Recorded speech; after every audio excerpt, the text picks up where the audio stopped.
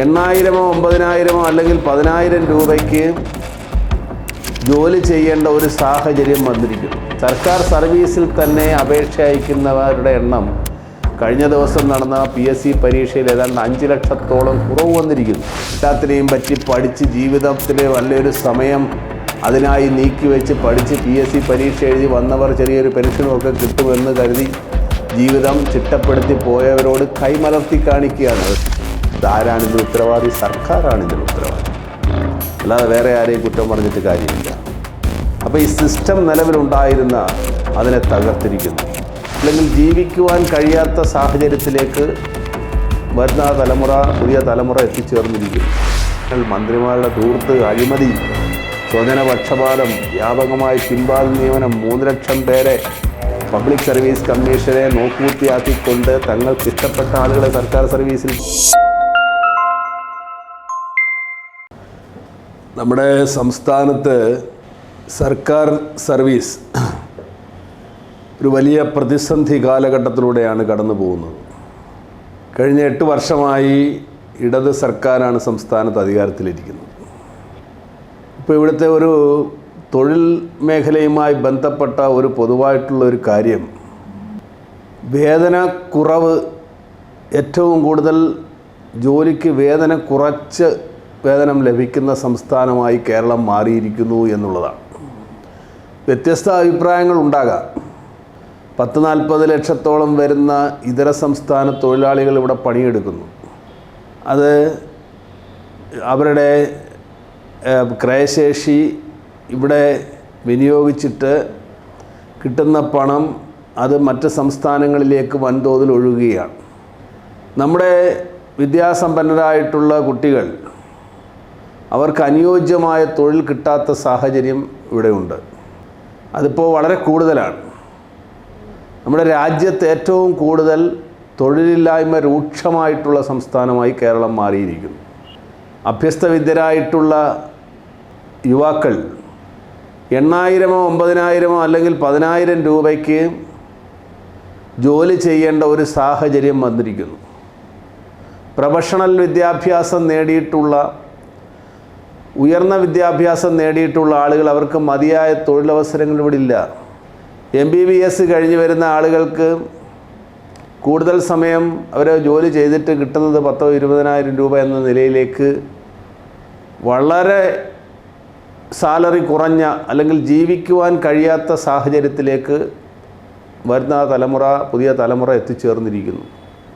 അവരുടെ ആവശ്യങ്ങളും വളരെ കൂടുതലാണ്. അതിനനുസരിച്ചുള്ള വേതനം ലഭിക്കാൻ ഈ സംസ്ഥാനത്ത് നിന്നാൽ കഴിയില്ല എന്ന സാഹചര്യം കുറച്ച് നാളുകളായി എത്തിച്ചേർന്നിരിക്കുന്നു. വ്യവസായ സംരംഭങ്ങളൊന്നുമില്ല.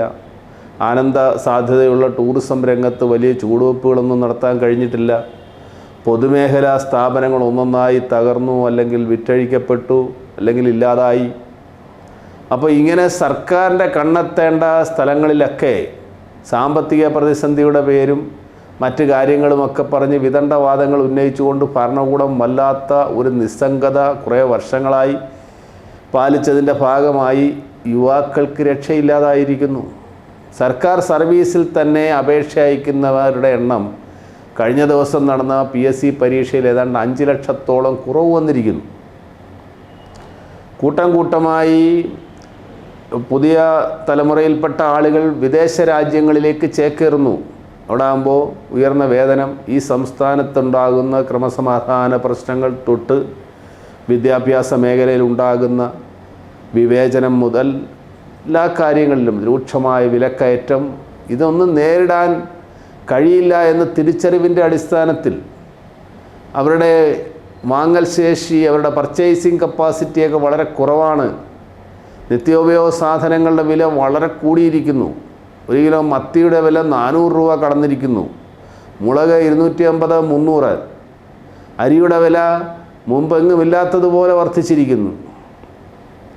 അപ്പോൾ ഇങ്ങനെ നിത്യോപയോഗ സാധനങ്ങൾ, സപ്ലൈകോ വഴി സാധനങ്ങൾ കിട്ടാനില്ല, കറണ്ട് ചാർജ്, വെള്ള ചാർജ്, വൈദ്യുതി, ബസ് ചാർജ് എന്ന് വേണ്ട സർക്കാരിൻ്റെ ഫീസുകളെല്ലാം കുത്തനെ കൂട്ടി. ദുസ്സഹമായിരിക്കുന്നു. പെട്രോളിനും ഡീസലിനും വിലക്കയറ്റം കൂടാതെ സെസ് ഏർപ്പെടുത്തുന്നു. അതിവിടെ പെൻഷൻ കൊടുക്കാനാണെന്ന് പറയുന്നു, പെൻഷനും കൊടുക്കുന്നില്ല. ആർക്കും 10 പൈസയുടെ വരുമാനമില്ലാത്ത സാഹചര്യത്തിലേക്ക് കൊണ്ടെത്തിച്ചിരിക്കുന്നു. ആരാണിതിന് ഉത്തരവാദി?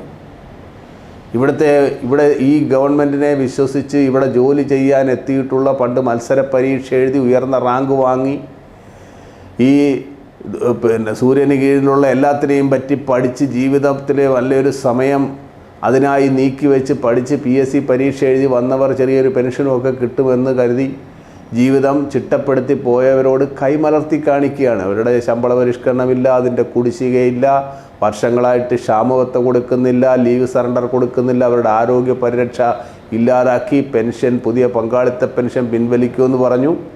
2 തവണ അധികാരത്തിൽ വന്നിട്ട് പങ്കാളിത്ത പെൻഷൻ പിൻവലിച്ചിട്ടില്ല. പെൻഷൻ ഉറപ്പില്ലാതായി, ശമ്പളം പിടിച്ചെടുക്കുന്നു. KSRTCയിൽ ശമ്പളം കൊടുക്കുന്നത് വലിയ വാർത്തയാവുന്നത് പോലെ ഇവിടെ ഈ ശമ്പളം പിടിച്ചു വെക്കുന്നു.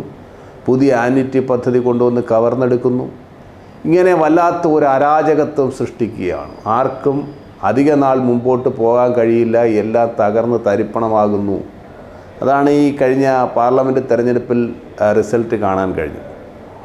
ഈ സർക്കാരിൻ്റെ ഇത്തരത്തിലുള്ള ഇടപെടലുകൾ, റോഡുകളെല്ലാം കുളമായി താറുമാറായി കിടക്കുന്നു, ഒന്നും സഞ്ചാരയോഗ്യമല്ലാതായിരിക്കുന്നു, ആർക്കും ഒരു ഗുണവുമില്ലാതായിരിക്കുന്നു. കുറേ വൻകിട മുതലാളിമാർ, കോർപ്പറേറ്റുകൾ ഇവിടെ വന്ന് അവരേതോ സ്ഥലങ്ങളിൽ നിന്നുള്ള ആളുകളെയൊക്കെ ഇവിടെ തൊഴിലിനായി അവർ തിരഞ്ഞെടുക്കുകയും ഒക്കെ ചെയ്യുന്നു.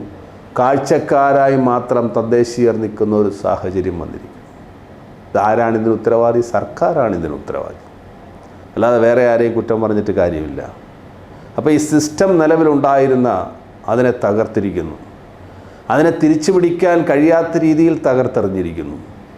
അത് കാലാകാലങ്ങളിലിരിക്കുന്ന ഭരണകൂടവും ആ ഭരണകൂടത്തിൻ്റെ കഴിവില്ലായ്മയും മാത്രമാണ്. അത് പരക്കെ ആളുകൾക്ക് ബോധ്യപ്പെട്ടു. മഹാമാരിയുടെ പേര് പറഞ്ഞ് ഇവിടെ സാമ്പത്തികം കേന്ദ്രം തരുന്നില്ല, മറ്റെന്താ കുഴപ്പം കൊണ്ടാണ്? അങ്ങനെ അതിനെയൊക്കെ മറികടന്ന് പോകാനുള്ള ശേഷി ഗവൺമെൻറ് ഉണ്ടാകണമല്ലോ, ആ പദ്ധതികളുമായി മുമ്പോട്ട് പോകണമല്ലോ. അതൊന്നും ചെയ്തില്ല. വായ്പ ഇങ്ങനെ കൂട്ടി കൊണ്ടുപോകാം എന്നതിനപ്പുറത്തൊന്നും ചെയ്തില്ല. എന്നാൽ 2 ലക്ഷം കോടി രൂപയ്ക്ക് പുറത്ത് ഉള്ള ബഡ്ജറ്റാണ് ഇവിടെ അവതരിപ്പിക്കുന്നത്. ഇതൊക്കെ എങ്ങോട്ട് പോകുന്നു? വലിയ തോതിൽ GST വരുമാനം വർദ്ധിച്ചിരിക്കുന്നു. കേന്ദ്രം കൊടുക്കേണ്ട വിഹിതമെല്ലാം കൃത്യമായി കൊടുക്കുന്നു എന്ന് പറയുന്നു. അതിൻ്റെ തെളിവുകളുണ്ട്. 2 ലക്ഷം കോടി രൂപയുടെ ഒരു ബഡ്ജറ്റ് അവതരിപ്പിക്കുന്ന ഒരു സംസ്ഥാനത്ത്, അല്ലെങ്കിൽ അത്രയും വരവും ചിലവുമൊക്കെയുള്ള ഒരു സംസ്ഥാനത്ത് സർക്കാർ ജീവനക്കാർക്കും അധ്യാപകർക്കും ശമ്പളം കൊടുത്താൽ എത്ര രൂപ കൊടുക്കാനാണ്? അത് ഈ സംവിധാനത്തിലുള്ള ആശുപത്രികളും അതുപോലെ തന്നെ നീതിന്യായ സ്ഥാപനങ്ങളും വിദ്യാഭ്യാസ സ്ഥാപനങ്ങളും എല്ലാം തുറന്ന് പ്രവർത്തിപ്പിച്ച് താഴെയുള്ള പോലീസുകാരുൾപ്പെടെ ക്രമസമാധാനം, ഇതിനെല്ലാം ഒരു സംവിധാനം, സർക്കാരിൻ്റെ ഒരു സംവിധാനം പ്രവർത്തിക്കുന്നതിന് സാധാരണ ആളുകൾക്ക് അവർക്ക് സുരക്ഷ ഒരുക്കാനും അവരുടെ ജീവിതക്രമം മെച്ചപ്പെടുത്താനുമുള്ള സംവിധാനത്തിൻ്റെ ഭാഗമാണ്. അതാണ് ഗവൺമെൻറ് എന്ന് പറയുന്നത്. അതിന് കൂടി പണം ചിലവഴിക്കാനില്ലെങ്കിൽ പിന്നെ എന്താണ് ഇവിടെ ഉള്ളത്? അപ്പോൾ അതിന് ചിലവഴിക്കുന്ന തന്നെ ഏതാണ്ടൊരു 10-25% അപ്പുറത്തില്ല എന്നുള്ളതാണ് വസ്തുത. വാങ്ങിച്ചു കൂട്ടിയ കടം, യാതൊരു തത്വദീക്ഷയില്ലാത്ത ചെലവുകൾ, ആ ചെലവുകളിലേക്ക് കടന്നാൽ പറഞ്ഞാൽ തീരില്ല. എണ്ണി പറയാൻ കേസ് നടത്തുന്നതിന് വക്കീലിനെ കൊണ്ടുവരുന്നു, ഇല്ലാത്ത രാഷ്ട്രീയ പ്രേരിതമായ കേസിൽ നിന്ന് പുറത്തു പോകാനായിട്ട് വരുന്നു. അവിടെയും ഒക്കെ ക്ലിഫ് ഹൗസിൽ അടക്കമുള്ള പാഴ്ചെലവുകൾ, മറ്റു കാര്യങ്ങൾ, മന്ത്രിമാരുടെ ധൂർത്ത്, അഴിമതി, സ്വജനപക്ഷപാതം, വ്യാപകമായി പിൻവാതിൽ നിയമനം, 3 ലക്ഷം പേരെ പബ്ലിക് സർവീസ് കമ്മീഷനെ നോക്കുകുത്തിയാക്കിക്കൊണ്ട് തങ്ങൾക്ക് ഇഷ്ടപ്പെട്ട ആളുകളെ സർക്കാർ സർവീസിൽ തിരിച്ച് 3 ലക്ഷം നിയമസഭയിൽ വെച്ച കണക്കാണ്. എന്തൊരു വലിയ അന്യായമാണ്. പരീക്ഷ എഴുതി റിസൾട്ട് കാത്തിരുന്ന് അല്ലെങ്കിൽ ആ റാങ്ക് ലിസ്റ്റിൽപ്പെട്ടൊരു ജോലി കിട്ടുമെന്ന് കരുതിയിരിക്കുന്ന ആളുകൾ നോക്കുമ്പോൾ വ്യാപകമായിട്ട് വേറെ ആളുകളെ നിയമിക്കുകയാണ്. കഴിഞ്ഞ മെയ് മാസത്തിൽ പിരിഞ്ഞു പോയ 15,000-ഓളം പേരുണ്ട്. വേറെ ആളുകളെ നിയമിച്ചതുമില്ല, അവർക്ക് പ്രൊമോഷൻ കൊടുക്കേണ്ട അവിടെ കൊടുത്തതുമില്ല. പുതിയ ആളുകൾക്ക് റാങ്ക് ലിസ്റ്റിൽ നിന്ന് നിയമനം ലഭിക്കേണ്ടവർക്ക് ലഭിച്ചിട്ടുമില്ല. ഉദ്യോഗാർത്ഥികൾ സെക്രട്ടേറിയറ്റിന് മുമ്പിൽ മുട്ടുകാലിൽ എഴുതുകയാണ്. ഈ സർക്കാരിൻ്റെ ഒരു ദയാദാക്ഷിണ്യം അത് കിട്ടാൻ വേണ്ടി ഇത്ര മാരകമായ, അപകടകരമായ, സങ്കടകരമായ ഒരു സ്ഥിതിവിശേഷം ഈ കേരളം ഇന്ന് വരെ നേരിട്ടിട്ടില്ല. ഇത് എങ്ങനെയാണിത് മറികടന്ന് പോകുന്നത് എന്ന് സമസ്ത മേഖലയിലുമുള്ള ജനസഞ്ചയം ആലോചിച്ച് ആവർത്തിച്ച് അതിൽ പരിഹാരം കണ്ടെത്താൻ ഉറപ്പിച്ച് മുമ്പോട്ട് പോകും. ഭരണാധികാരികൾക്ക് ലക്ഷ്യബോധമില്ലാതെ നീങ്ങുമ്പോൾ അവിടുത്തെ ജനം അതുമായി ബന്ധപ്പെട്ട് സുചിന്തിതമാവും വ്യക്തവുമായ തീരുമാനമെടുത്ത് മുമ്പോട്ട് പോകണം, അല്ലെങ്കിൽ താർന്നു പോകും. നമ്മളെയൊക്കെ സംബന്ധിച്ചിടത്തോളം ജീവിതം കൈവിട്ടു പോയ സാഹചര്യമാണ്. കാരണം ശമ്പളവുമില്ല, ശമ്പള ആനുകൂല്യങ്ങളെല്ലാം സർക്കാർ കവർന്നെടുത്തു. യുവാക്കൾക്ക് തൊഴിലില്ല. ആ മുതിർന്ന ആളുകൾക്ക് ചെറിയൊരു പെൻഷൻ വാങ്ങിക്കൊണ്ട് മരുന്ന് വാങ്ങിക്കണമെന്നവർക്ക് ഒരു നിർവാഹമില്ല. ഒരു വീട് കിട്ടാത്ത ആളുകൾ എവിടെ അന്തി ഉറങ്ങും എന്ന് അന്താളിച്ച് നിൽക്കുന്നു. നിത്യോപയോഗ സാധനങ്ങളുടെ വിലക്കയറ്റം കൊണ്ട് പോഷകമില്ലാത്ത ഒരു ഭക്ഷണം കഴിച്ച് ദാരിദ്ര്യരേഖയ്ക്ക് താഴേക്ക് കൂപ്പുകുത്തുന്ന തരത്തിലേക്ക് ജനസമൂഹം മാറുന്നു. അപ്പോൾ വല്ലാത്ത ഒരു അവസ്ഥ ഇവിടെ ഉണ്ടായിരിക്കുന്നു. ഇത് പരിഹരിക്കാൻ സമസ്ത വിഭാഗം ജനങ്ങളുടെയും പിന്തുണയും അവരുടെ എല്ലാം ഒരു വലിയ മുന്നേറ്റവും ഈ കാര്യത്തിൽ ഓരോ മേഖല തിരിച്ച് ഉണ്ടാകേണ്ട ഒരു സാഹചര്യമാണ്. സംഘടനകൾ രാഷ്ട്രീയത്തിനപ്പുറത്തേക്ക് ആഴത്തിൽ ഈ കാര്യങ്ങൾ പരിശോധിച്ച് ഇതിന് വേണ്ട പരിഹാരമുണ്ടാക്കിക്കൊണ്ട് പോകണം. ഗവൺമെൻറ് എന്തായാലും ഇതൊന്നും ചെയ്യാൻ പോകുന്നില്ല. അവരുടെ രാഷ്ട്രീയവും തുടർച്ചയായിട്ടുള്ള ഭരണവും അവരുടെ കൂടെ നിൽക്കുന്ന കുറച്ച് പാർശ്വവർത്തികളായിട്ടുള്ള ആളുകളുടെ ഉന്നമനവും മാത്രമാണ് ലക്ഷ്യം. സമസ്ത വിഭാഗം ജനങ്ങൾക്കും വേണ്ടി കേരള പൊതുസമൂഹം സടകുടഞ്ഞെഴുന്നേൽക്കേണ്ട സമയം അതിക്രമിച്ചിരിക്കുന്നു.